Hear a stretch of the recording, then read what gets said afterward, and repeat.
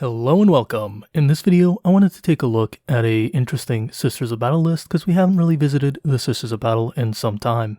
So it's a good time as any to take a look at a tournament list for the Adepta Sororitas. This list placed first place out of 60 players and was played by a player named Victor Manuel Gilroca, and sorry if I mispronounce her name in any way, in a grand tournament held in Madrid, Spain, hosted on July 23rd, 2022. And the Sisters of Battle have seen quite a few different changes, mostly in reduction of points and the introduction of Armor of Contempt, which has left them in a very healthy place. To begin with, this list is a single battalion detachment composed of the Order of the Bloody Rose, which has so far been the most popular order. However, we do see other orders, such as the Order of the Valorous Heart, the Order of Our Martyred Lady, and the Ardent Shroud show up in different tournaments. We even see some of the other orders show up from time to time, but the Bloody Rose has definitely been the big winner of the 9th edition rule set, as it had been in the 8th edition as well, due to its incredible capabilities of being a very melee offensive army. The Order of the Bloody Rose offers some nice benefits, and you can find them out in my order video specifically for the Adepta Sororitas. I'll leave a link in the description down below, though to give a quick rundown, the order gives an army-wide benefit of +1 attack and 1 armor penetration on the charge, being charged, or heroically intervened, which does increase the capabilities of the different melee units that this order can sport. Anyway, with that being said, let's start by looking at the list itself. As all battalion detachments do, this order begins with its HQ choices. In this case, the first HQ choice being the very popular Supreme Command unit, Morven Val. As Morven Val has to be the warlord of an army she is included within, she has been made the warlord of this army, and she's a very powerful unit that's both a mid-range threat as well as a melee monster, while having quite a lot of durability, and she has found her way into most lists. She has not been given a warlord trait or any other upgrades, so she is being ran as her base form within the Codex. Moving on, we come to the second and final HQ choice, in this case being a humble Canoness armed with a power sword. This Canoness has been given a warlord trait being that of Blazing Ire, and Blazing Ire gives her +1 attack and 1 to her advance and charge rolls. The Blazing Ire is a very popular warlord trait that definitely benefits melee units, and while the bonus attack is nice, the big thing to keep in mind is that a melee unit that fails its charge roll automatically misses all of its melee attacks because it's no longer in combat and will probably be shot off the table, so having the benefits to the advance and charge definitely helps out any melee unit that you can think of. Canoness has also been given a holy buff, which is the Rapturous Blows, and this benefit gives her +1 strength and damage on its primary mode, and then having the benefit of giving additional mortal wounds on its activated half. Once again, if you're interested in learning more about the holy benefits and the Canoness units as a whole, do check out my video on those topics, linked in the description below as well. With that being said, this covers the HQ choices for this list, and it's a little bit interesting because a lot of lists have chosen to include Celestine, but this list has chosen to forgo Celestine in favor of other units within the army. I don't think it's a bad choice necessarily, but I do think Celestine is a powerful enough unit that you definitely want to consider in most of your list in addition to that Canoness and the Morven Val. However, there are plenty of situations where you can definitely cut the Celestine and just include other options within your army. Now let's move on to the troop choices of this army list. This army list includes 3 troop choices, keeping them rather minimalistic in its build. The first 2 of these troop choices are 2 units of 5 Sisters of Battle with no upgrades, and the third is a unit of 10 novitiates armed with auto pistols and melee weapons. These units are definitely bare-bone units designed to keep the points cost of the army list as low as possible while giving you just enough board coverage to make do. I do think this is a fine way of building an army, though as we've seen in other cases, sometimes going rather heavy on the troop choices is an option as well. Though which one of those builds you choose is definitely up to you as a player, and that's always a good thing to have as it gives you a lot of variety to play around with within an army list. Following the troop choices, there are 2 transport choices, being 2 individual rhinos. The rhino is definitely a cheap and powerful transport, especially in the Sisters of Battle army.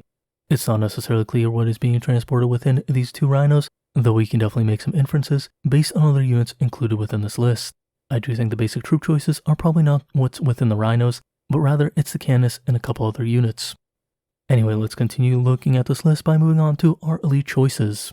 This list has definitely taken advantage of its different elite choices. The first of the elite choices being included is a single Dogmata, and the Dogmata is a very popular and powerful elite choice within the Sisters of Battle army.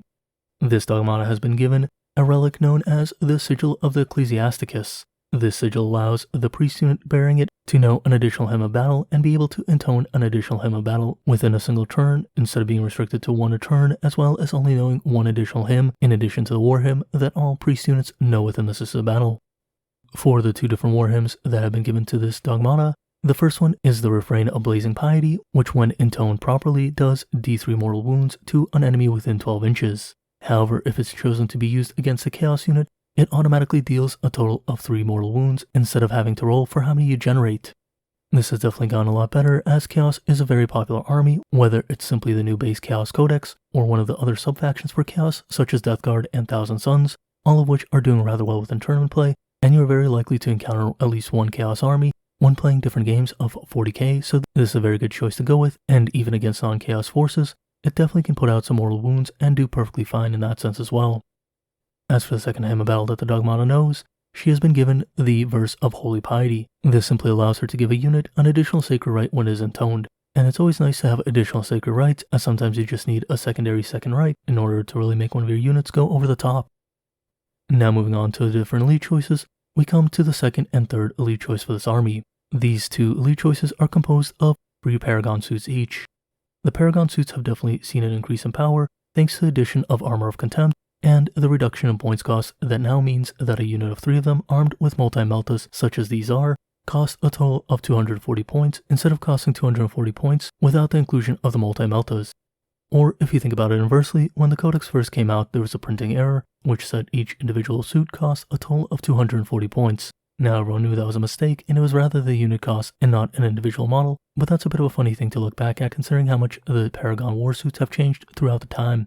They start out as a rather weak unit and have since progressed to a rather powerful and playable option, as they all of a sudden offer quite a lot of durability and quite a lot of firepower output that has a real place within different Sister of Battle builds. I definitely think there's something that more and more lists are including, and they can kind of serve as an alternative to the Retributor units, which are incredibly popular as well. Anyway, moving on, we come to the last 3 elite choices within this army list. The last 3 elite choices are composed of Repentia units. The first of these Repentia units is a unit of 8 Repentia, and then the last 2 units of the Repentia are both units of 5 Repentia each. The Repentia are incredibly powerful melee units, though they are rather fragile, and I would assume the unit of 8 Repentia go into one Rhino with the Canonus and the Dogmata, and the 2 units of 5 go into the second Rhino, and that way you get a little bit of protection for them and mobility so that you can move them up the board and engage enemy units. That'd be my most likely guess, though I'm sure there are other ways to utilize those Rhinos as well within this army list. In any case, I do think that's a very powerful combination of different elite units, as you have the incredible durability and output of the Paragons, while you also have the very powerful output of the Repentia, protected by the Rhinos and other units, thus allowing you to kind of make your opponent force their fire in different locations and kind of make it difficult for them to really take out all of your different threats. However, this list does not conclude with just elite choices, but rather includes quite a few different other units, so let's take a look at those units now as well. The first fast attack choice that this list includes is a unit of 5 Dominions, armed with 4 Artificer Stormbolters, which gives you access to the very powerful Blessed Bolt's Stratagem.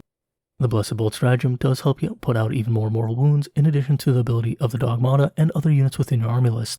They're definitely a very powerful unit that is very inexpensive and once again forces your opponent just to deal with one more additional unit that they have to consider when playing against this army.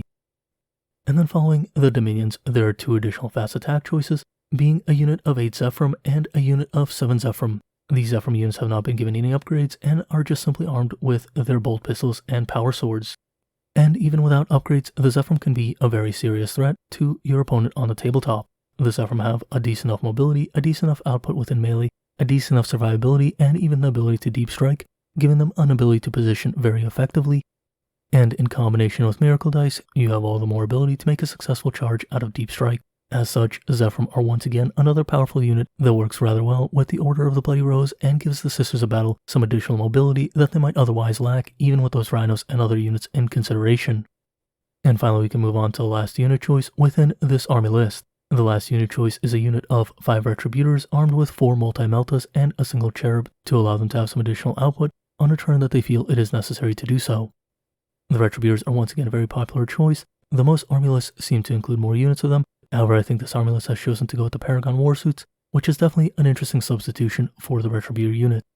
I definitely think there's an argument to be made for both the Paragon suits and the Retributors in different situations, and I think this list really does show the variety of the Sisters of Battle, where you can include quite a different mix of different units, and shows the power of the Sisters of Battle to really make it hard for your opponent to decide which units they're going to take out, considering that the Paragon Warsuits are a threat in themselves, the Repentia are a terrifying melee unit, and the Dominions can definitely be a pain in themselves, as well as the Zephyrim and Retributors being a very serious threat, and the HQ choices included are incredibly powerful as well, and are something that the opponent will have to consider in all situations.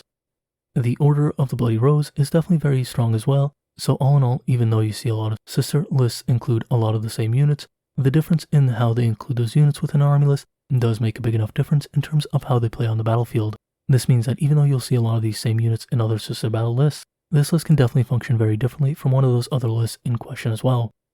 We also do see a lot of flexibility with some of the different sister battle units within different army lists in terms of what secondary units are included, as we've seen things like Immolators, Castigators, and Dominions kind of swapped out interchangeably, as well as we kind of see within this army list where the player has chosen to go with more Paragon Warsuits as opposed to the Retributors. In addition to that, this list definitely does take a lot more of an elite style build, including a very heavy use of those elite choices and fast attack choices, as opposed to going troop heavy as we've seen with other lists in the past. In any case, I do think the 9th edition rules have been very kind to Assisted Battle and has given them a lot of choice and a lot of units to play around with. I also think all of the recent rule changes that have reduced their points and have given them more flexibility in terms of how they build an army, whether it's Armor of Contempt or other changes to how they play, definitely have benefited them rather well. And they do show up rather frequently within the top 4 of tournaments, as well as taking some first place finishes, as this list has done in a rather large scale event, and the first one we're taking a look at this channel that was played in Spain. I do think this is a very interesting take on the sisters, even though it might not necessarily look like it at first glance. That being said, I do think there's a lot of room to innovate within Adepta Sororitas armies, and I do think we're going to continue seeing oddball units like the Castigator show up in different lists, even though it didn't show up in this list specifically. In any case, I think this ended up being a bit of a shorter video than I expected. I do think a lot of the Adepta Sororitas army lists are rather straightforward when you can look at them. However, when you're playing the Sister Battle on the tabletop, the Miracle Dice and the other abilities that the Sisters have does definitely change how you play it, and these army lists are anything but straightforward to play, even though they might appear that way at first glance. Did you like this army list, and what do you think about it? Would you make any changes, or do you think it's pretty much the optimal build for a Sister Battle army, as it does really include most of the powerful units within the Sister Battle, and does utilize them very effectively to really give itself an edge within tournament games? Anyways, as always, thank you for watching, and as always, I want to give a big shout out to my patrons. You guys are really awesome people and really do help support the channel. In addition to that, I would like to say, if you know anyone who may benefit from this content, please do share this video with them, as it not only helps the channel, but it also helps them out as well. And if you've enjoyed the content, do subscribe and like for future videos from this channel. Thank you for watching and have a great day. Bye.